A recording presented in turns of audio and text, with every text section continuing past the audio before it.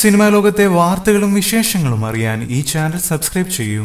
ബാഹുബലി 2 കേരളക്കരയിൽ മിന്നുന്ന പ്രകടനം നടത്തുകയാണ്. ഔദ്യോഗിക വിവരങ്ങൾ പുറത്തു വരുമ്പോൾ കേരളത്തിലെ ഈ സിനിമയുടെ ആദ്യ ദിന കളക്ഷൻ 6.5 കോടി രൂപയാണ്. ഒരു മാസം മുമ്പ് മമ്മൂട്ടിയുടെ ദ ഗ്രേറ്റ് ഫാദർ സൃഷ്ടിച്ച ആദ്യ ദിന കളക്ഷൻ റെക്കോർഡാണ് ബാഹുബലി 2 തകർത്തത്. ഗ്രേറ്റ് ഫാദറിന് 4.31 കോടി രൂപയായിരുന്നു ആദ്യ ദിനത്തിൽ നേടാനായത്. എന്നാൽ മമ്മൂട്ടി ചിത്രത്തെ ബഹുദൂരം പിന്നിലാക്കിയിരിക്കുകയാണ് ഈ രാജമൗലി മാജിക്. പക്ഷേ ഗ്രേറ്റ് ഫാദർ വെറും 6 കോടിയിലൊരുക്കിയ സിനിമയായിരുന്നു എന്നത് ഇവിടെ വിസ്മരിക്കാൻ പാടില്ല.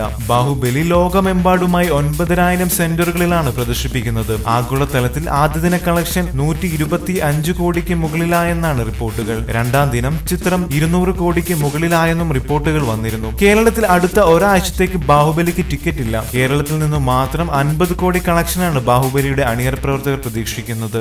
കൂടുതൽ സിനിമാ ലോകത്തെ വാർത്തകളും വിശേഷങ്ങളും അറിയാൻ സബ്സ്ക്രൈബ് ചെയ്യുക. നന്ദി.